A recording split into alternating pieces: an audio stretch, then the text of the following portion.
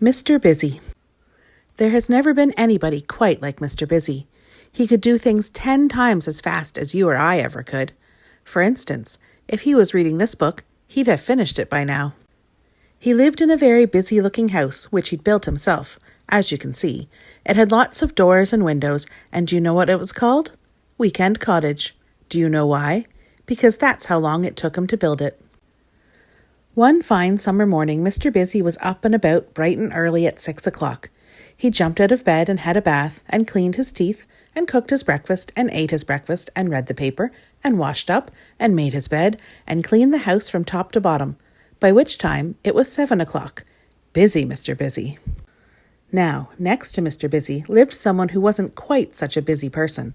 In fact, a very unbusy person, Mr. Slow. If he was reading this book, he'd read it like this. He'd still be on the first page.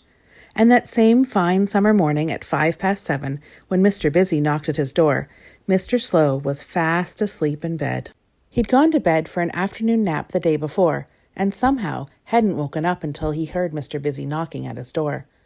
"Who's that knocking at my door?" he called downstairs. "Good morning," cried Mr. Busy. "Can I come in?" And without waiting for an answer, he went inside. "Where are you?" he called. "Upstairs," came the slow reply. So Mr. Busy went upstairs, 2 at a time. "Good heavens," he said, "you're still in bed." And he made Mr. Slow get up, and he made his bed for him, and cooked his breakfast for him, and cleaned his house for him. Poor Mr. Slow, he hated to be rushed and fussed. "Well," said Mr. Busy briskly, "it's a fine day. Let's go for a picnic." Mr. Slow made a face. "I don't like picnics," he complained. "Nonsense," replied Mr. Busy, and busied himself around Mr. Slow's kitchen, making up a picnic for the 2 of them. It took him a minute and a half. "Ready," he cried when he'd finished. "Off we go." And he bustled Mr. Slow out his front door, and off they went. As you can imagine, Mr. Busy walks extremely quickly, and as you can imagine, Mr. Slow doesn't. So by the time Mr. Busy had walked a mile, do you know how far Mr. Slow had walked? To his own garden gate. Mr. Busy hurried back. "Come on," he cried impatiently. "Hurry up." "Hurry up?" replied Mr. Slow.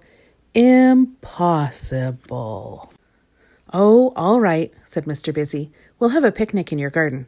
Wait a minute, though," he added. "The grass needs cutting." And he rushed back to Weekend Cottage and rushed back again with his lawnmower and rushed up and down cutting Mr. Slow's lawn.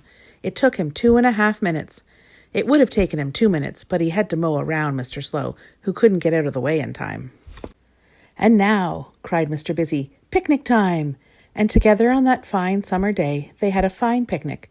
Well, actually, Mr. Busy had a finer picnic than Mr. Slow, because he ate more quickly and had most of the food. Mr. Busy stretched out on the grass. "That was fun," he said. "I like picnics." "You do. I don't," said Mr. Slow. "Tell you what," went on Mr. Busy, ignoring him. "Tomorrow we'll go on a proper picnic, out in the country." Mr. Slow made a face. "And," went on Mr. Busy, "in order to do that and to get you out into the country, I'll have to call for you earlier than I did this morning." Mr. Slow made another face. "See you tomorrow then," said Mr. Busy, and went home and cleaned his house from bottom to top. The following morning, Mr. Busy jumped out of bed at 5 o'clock and had a bath and cleaned his teeth and cooked his breakfast and ate his breakfast and read the paper and washed up and made his bed and cleaned the house from top to bottom, by which time it was 6 o'clock. He went and knocked on Mr. Slow's front door. Come on," he cried. "Time to be up and about. Picnic day." No reply. "Come on," cried Mr. Busy again. No reply. Mr. Busy went inside and went upstairs 3 at a time and into Mr. Slow's bedroom, expecting to find him in bed. But he wasn't. And he wasn't anywhere upstairs, and he wasn't anywhere downstairs. "Bother," said Mr. Busy. "I wonder where he's gone off to." Where Mr. Slow had gone off to was under his bed hiding. He didn't want to go on any picnic. Not he. "Bother," said Mr. Busy again. "That means I'll have to go on a picnic on my own." Under his bed, Mr. Slow smiled a slow smile. "What a good idea," he said, and went to sleep, snoring very slowly.